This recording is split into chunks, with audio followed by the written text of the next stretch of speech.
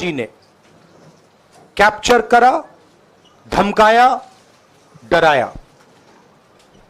नमस्कार दोस्तों, हम लेकर आ चुके हैं आप लोगों के लिए 20 मिनट में सुबह की 50 ताज़ा और बड़ी खबरें बताएंगे। दोस्तों, प्रधानमंत्री नरेंद्र मोदी को राहुल के बाद अखिलेश ने घेरा, सुना दिया ईवीएम से लेकर तो दोस्तों तमाम प्रधानमंत्री के मुद्दों को घेर लिया। आखिरकार क्यों दोस्तों राहुल गांधी ने फिर से बीजेपी को ललकारा, कहा मेरे भाषणों को काटा गया है, कई भाषणों पर कैंची चला दी, डर गई है मुझसे सरकार। क्यों आखिरकार दोस्तों भारतीय जनता पार्टी के खिलाफ जमकर भड़कते हुए नजर आए इमरान मसूद, और कैसे दोस्तों पूरी बीजेपी के खिलाफ इंडिया गठबंधन हुआ और मजबूत, अत्थर में लटकी हुई सरकार को पूरी तरीके से बर्खास्त करेंगे, अखिलेश ने भी कर दिया दावा। तमाम मुद्दों पर होगी बात, लेकिन उससे पहले अगर आपने अब तक हमारे चैनल को सब्सक्राइब नहीं किया है जल्दी से करिए, पास में सारे घंटी आएगी, इसको भी दबाइए ताकि हर वीडियो की अपडेट आपको मिल पाए। दरअसल दोस्तों हमारे देश में दो तरीके के कानून चल रहे हैं। अखिलेश यादव ने कहा कि बीजेपी को लगता है मैं वो मुद्दा भूल गया हूं, या फिर हमारा इंडिया गठबंधन वो मुद्दा भूल गया है। अखिलेश ने कहा कि अगर मैं 80 की 80 सीटें आज जीत जाऊं तो भी मैं ईवीएम पर भरोसा नहीं करूंगा, क्योंकि हम समाजवादी लोग हैं, हमें ना ईवीएम पर कल भरोसा था, ना आज भरोसा है, ना परसों होगा, और ना कभी हम ईवीएम के मुद्दे को ना आज भूले हैं, ना कल भूलेंगे और ना कभी भूलेंगे। अखिलेश ने कहा हम तो वो लोग हैं जो 80 सीटें जीतकर भी ईवीएम से जीतकर भी ईवीएम को हटाने का काम करेंगे। जैसे ही अखिलेश ने कहा कि मुझे ईवीएम पर ना आज भरोसा ना कल भरोसा, राहुल गांधी ने वहां पर टेबल बजाना शुरू कर दिया। अखिलेश के इस बयान पर जमकर बजी तालियां। आप समझिए दोस्तों अखिलेश यादव ने कितनी काम की बात करी है, कितनी समझदारी की बात करी है कि अगर मैं 80 सीटें जीत भी जाऊं तो भी मैं ईवीएम पर भरोसा नहीं करूंगा, क्योंकि ईवीएम इस देश के लोकतंत्र के खिलाफ जा रही है। दोस्तों ईवीएम पर किसी को भरोसा नहीं है। हमें लग रहा है कि कांग्रेस ने बीजेपी को हरा दिया, लेकिन दोस्तों एक पॉइंट ये भी तो है कि हो सकता है कांग्रेस इससे भी ज़्यादा सीटें जीत रही थी, लेकिन ईवीएम में गड़बड़ी कर उनको कम सीटें, फिर भी उनकी सीटें कम हुई इंडिया गठबंधन को और सीटें मिल सकती थी। तो ईवीएम पर तो सवाल हमेशा उठता रहा है। अखिलेश ने कहा, कुछ लोग कहते हैं कि अब हम मुद्दा भूल गए। अखिलेश ने कहा कि उनकी गलतफहमी है, ना हम आज भूलें ना कल भूलेंगे, हम तो वो लोग हैं जो ईवीएम से जीत कर भी ईवीएम को हटाने का काम करेंगे। और दोस्तों वाकई में अखिलेश ने जो बयान दिया है मैं इसका समर्थन करता हूं, क्योंकि ईवीएम में किसी भी बड़े देश में चुनाव नहीं होता, सिर्फ हमारे देश को छोड़कर। अखिलेश ने एक और बात कही दोस्तों जो बीजेपी को चुप जाएगी, नरेंद्र मोदी को चुप जाएगी। अखिलेश यादव ने कहा कि हमारे देश की एक ऐसी संस्था है, अगर वो ईमानदार होती, उन्होंने कहा कि मैं अंदर नहीं जाना चाहता ज़्यादातर इस टॉपिक के, लेकिन अगर वो ईमानदार होती तो हमारा लोकतंत्र और मजबूत होता। आप गेस कर सकते हैं दोस्तों किसकी बात कर रहे थे? वो बात कर रहे थे चुनाव आयोग की, कि अगर चुनाव आयोग निष्पक्ष होता तो हमारे देश का लोकतंत्र और मजबूत हो सकता था। लेकिन दोस्तों भारतीय जनता पार्टी ने चुनाव आयोग में अपने लोग भर रखे, और चुनाव आयोग बीजेपी का समर्थन करता है। कब कहाँ चुनाव होंगे, कितने चरणों में होंगे, उसके बाद भी बीजेपी ढह गई। आपको बता दें चले दोस्तों, प्रधानमंत्री नरेंद्र मोदी के ऊपर भड़के राहुल गांधी, कहा फिलहाल मेरे भाषणों को काटा गया है, प्रधानमंत्री डरते हैं मेरी सच्चाई से, मेरी ईमानदारी से।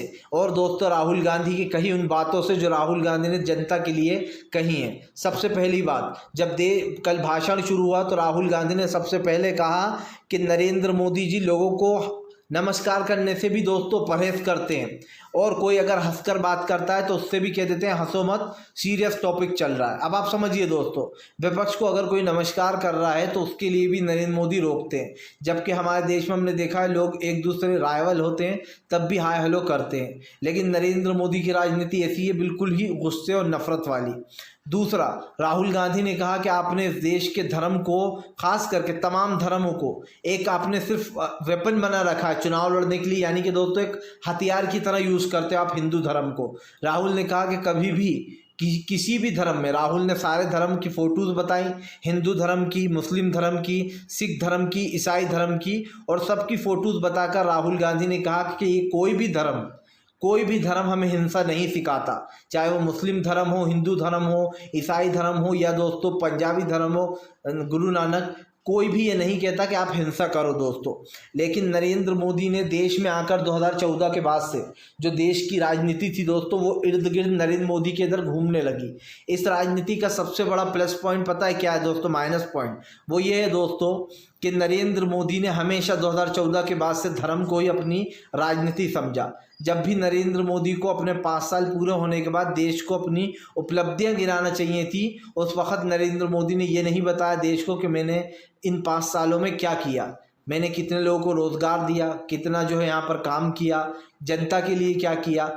10 साल में प्रधानमंत्री को ये चीज़ बताना चाहिए थी, लेकिन नरेंद्र मोदी ने क्या कहा कि अगर आप इनको जिताओगे तो ये मंगलसूत्र छीन कर, यानी कि जो हिंदू महिलाएं होती हैं उनका मंगलसूत्र छीन कर ये लोग ज़्यादा बच्चे वालों को और घुसपैठियों को बांट देंगे। प्रधानमंत्री के हिसाब से मुसलमानों के ज़्यादा बच्चे होते हैं और वो घुसपैठिए भी होते हैं। इस तरीके की भाषा का यूज़ करना क्या दोस्तों ये देश के ख़िलाफ़ नहीं है? और वो भी एक ऐसे इंसान बोल रहा है ये वर्ड्स दोस्तों जिसके ऊपर इस देश की पूरी जिम्मेदारी है, जो इस देश का प्रधानमंत्री है, यानी कि दोस्तों हमारे प्राइम मिनिस्टर नरेंद्र मोदी। अगर वो ऐसी भाषा बोल रहे हैं तो भाई जो लोग नफ़रत फैला रहे हैं जो जनता में दोस्तों, वो लोग क्यों ना इस भाषा का यूज़ करें। प्रधानमंत्री नरेंद्र मोदी आज तक झूठ बोलते रहे, मैं तो सारे धर्मों को साथ लेकर चलता हूँ, लेकिन दोस्तों सच्चाई क्या है ये जनता भी जानती है। अभी भी कहीं पर भी मुस्लिमों की लिंचिंग कर दी जाती है, कभी गौ हत्या के नाम पर तो कभी दोस्तों चोरी के नाम पर, और मोदी सरकार के झूठ के पुलंदे बने रखे हैं। आपको बता दें चले दोस्तों, फिलहाल भारतीय जनता पार्टी के ऊपर जमकर भड़कते हुए नजर आए दोस्तों मल्लिकार्जुन खड़गे बोले मुझे न आपने बनाया है न जयराम रमेश ने बनाया है, मुझे सोनिया गांधी ने बनाया है, मुझे देश की जनता ने बनाया है। आपको बताते चले दरअसल दोस्तों एक तरफ राहुल गांधी छाए हुए हैं तो दूसरी तरफ मल्लिकार्जुन खड़गे का पारा हाई हो रखा है। सो एक बात तो तय है दोस्तों, राहुल गांधी और मल्लिकार्जुन खड़गे की जोड़ी बहुत कमाल की है। दोनों जब भी बात बोलते हैं दोस्तों तो बहुत सोच समझकर बोलते हैं। सबसे बड़ी बात यह है कि मल्लिकार्जुन खड़गे दोस्तों आज राजनीति में सबसे पुराने नेता हैं, और ये भी हमें मानना होगा कि मल्लिकार्जुन खड़गे साहब का जो तजुर्बा है राजनीति का वो बहुत ही ज़बरदस्त है। सबसे बड़ी बात, मल्लिकार्जुन खड़गे ने कहा कि इस देश में आप गोड़ से हिंदुइज्म को चलाना चाहते हो। आरएसएस बीजेपी उन लोगों को सपोर्ट करती है जो लोग गांधी के हत्यारे हैं, बीजेपी उनके साथ है दोस्तों। सबसे बड़ी बात, आरएसएस के लोगों की सबसे असलियत क्या है दोस्तों, क्या ये देश से छुपी हुई है? आरएसएस हमेशा ये कहता है कि वो एक खास कर राजनीतिक पार्टी नहीं है, लेकिन दोस्तों सच क्या है ये सब जानते हैं। आरएसएस एक राजनीतिक पार्टी ही है, क्योंकि दोस्तों वो बीजेपी के लिए लड़ाई लड़ता है। आरएसएस बीजेपी का दाहिना हाथ है। अगर राइट हैंड दोस्तों बीजेपी है तो लेफ्ट हैंड आरएसएस है। हालांकि हमने अब की बार देखा कि आरएसएस और बीजेपी में टकरार शुरू हो गई जब जेपी नड्डा ने ये कह दिया कि हमें अब आरएसएस की ज़रूरत ही नहीं है, अब तो बीजेपी खुद ही इतनी मजबूत हो गई है। लेकिन दोस्तों सबसे बड़ी बात पता है क्या है, जनता ने इन्हें बता दिया कौन कितना मजबूत है। अगर आप देश के लिए काम नहीं करोगे, अगर आप जनता के लिए काम नहीं करोगे तो जनता आपको उठाकर बाहर फेंकने का काम करेगी। नरेंद्र मोदी को ये गलतफहमी है दोस्तों कि देश को इस तरीके से चलाया जा सकता है, लेकिन मैं लिख कर दे सकता हूँ दोस्तों कि देश की जो हालत इस वक्त हो रखी है वो पिछले 50 सालों में भी नहीं थी, जो 10 साल में नरेंद्र मोदी ने देश का सत्यानाश कर दिया है। आपको बताते चले दोस्तों, फिलहाल अखिलेश ने कसा सरकार पर तंज, कहा फिलहाल जो अत्थर में लटकी है वो तो कोई सरकार नहीं, कभी भी गिर जाएगी। दरअसल दोस्तों अखिलेश ने सरकार पर फिर सवाल खड़े कर दिए हैं। अखिलेश यादव का कहना है कि फिलहाल ना अस्थिर खड़ी हुई इस सरकार को आप सरकार कहते हो, ये कोई सरकार नहीं है। उन्होंने कहा कि फिलहाल ये सरकार 2 बैसाखियों के सहारे है।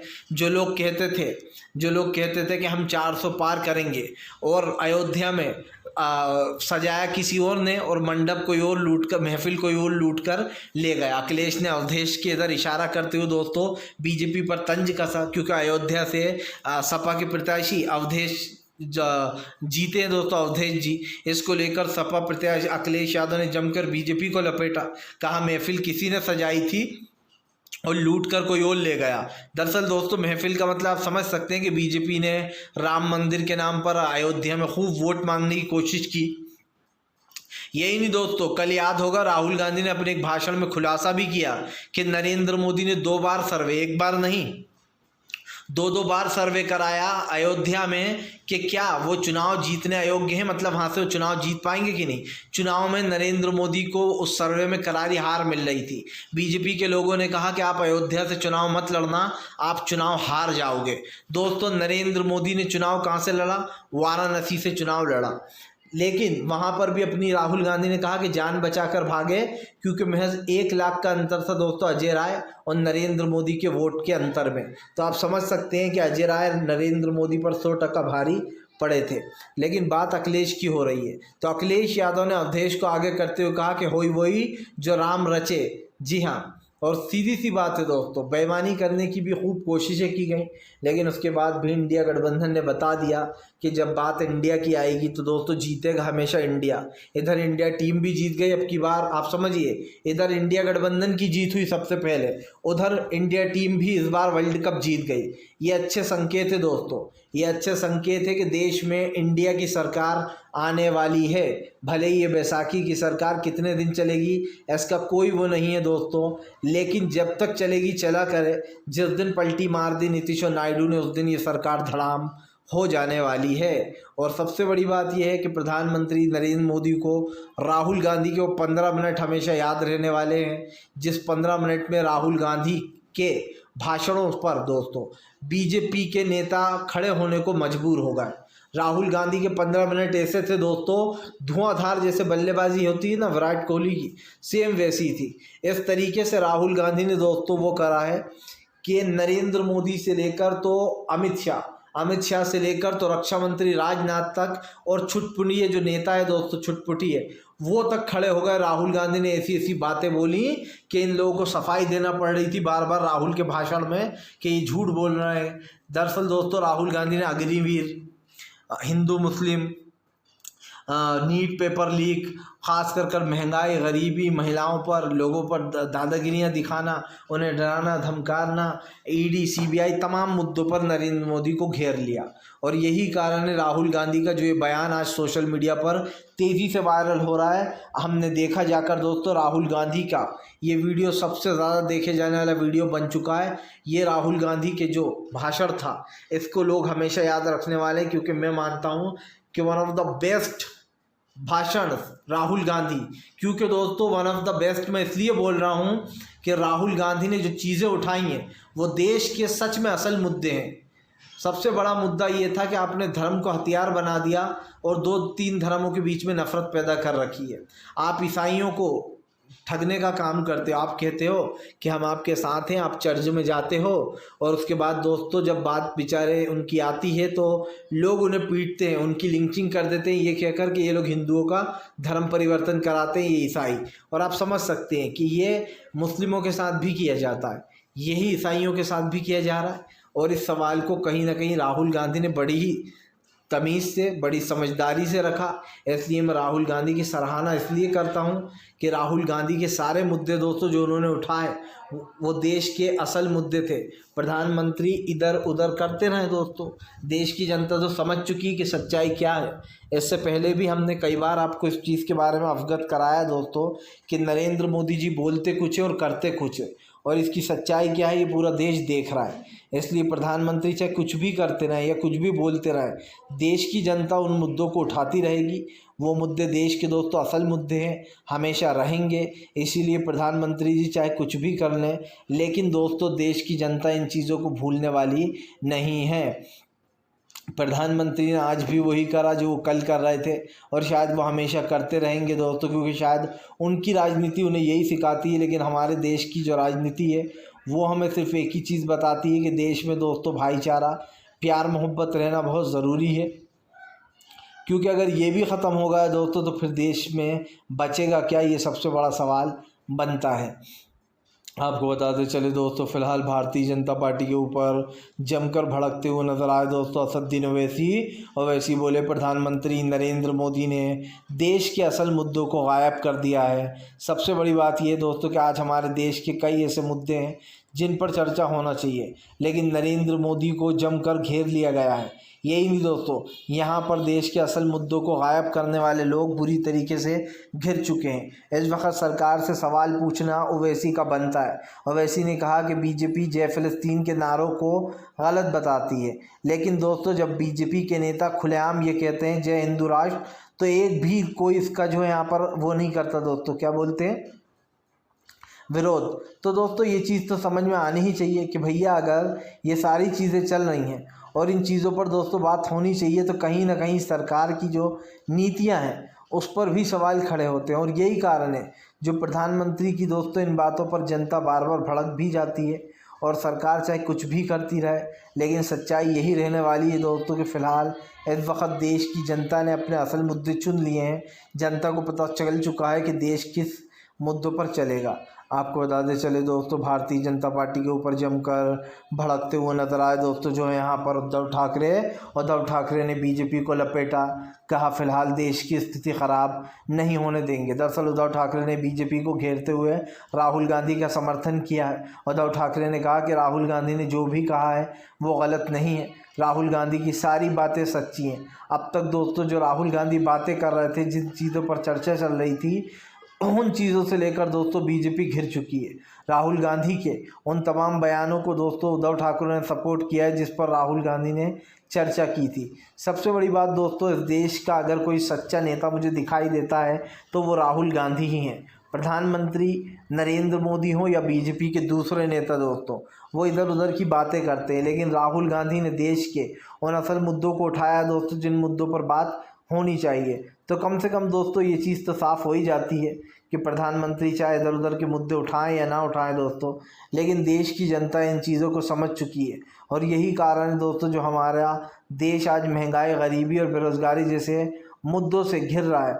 और कहीं ना कहीं दोस्तों आज हमारे देश की तमाम चीज़ें जो हैं वो सबके सामने आ चुकी हैं। तो ये तो जाहिर सी बात है कि फ़िलहाल प्रधानमंत्री नरेंद्र मोदी को उद्धव ठाकरे ने भी घेरा और कहा कि फ़िलहाल देश में महंगाई, गरीबी और बेरोज़गारी जैसे मुद्दों को गायब किया जा रहा है ताकि दोस्तों इन मुद्दों से बचा जा सके। लेकिन सबसे बड़ा सवाल क्या है दोस्तों? सबसे बड़ा सवाल यही है कि फ़िलहाल प्रधानमंत्री सच्चाई से भागने का काम कर रहा है और देश की जनता उन्हें सच से अवगत कराने का काम कर रही है। इसीलिए उद्धव ठाकरे ने प्रधानमंत्री को जमकर लपेट लिया और दोस्तों जो सच्चाई है देश की वो बताई।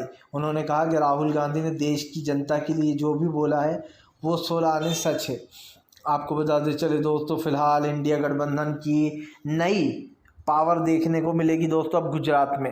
दरअसल दोस्तों राहुल गांधी ने अपने एक भाषण में कल दावा किया कि आने वाले समय में इंडिया गठबंधन आपको गुजरात भी हरा देगा और हम गुजरात जीतने जा रहे हैं। आपको बताते चले दोस्तों, अब जैसे कि देखा जा सकता है कि गुजरात चुनाव को लेकर राहुल गांधी ने जो बयान दिया है उससे बीजेपी की टेंशन और बढ़ गई है, क्योंकि जाहिर सी बात है अगर दोस्तों अब वहाँ पर चुनाव की चर्चा हुई तो पूरी की पूरी सरकार की नीतियाँ खलास होने वाली हैं। क्योंकि एक चीज़ साफ़ हो चुकी है कि फ़िलहाल अब कई जगहों पर दोस्तों चुनावी मुद्दे और चुनावी बातों का जो दौर था वो अब ख़त्म होने वाला है, क्योंकि सरकार की जो भी परेशानियां हैं वो सबके सामने आ चुकी हैं दोस्तों और सब जान चुके हैं कि फ़िलहाल कौन कैसा वो बनने वाला है दोस्तों।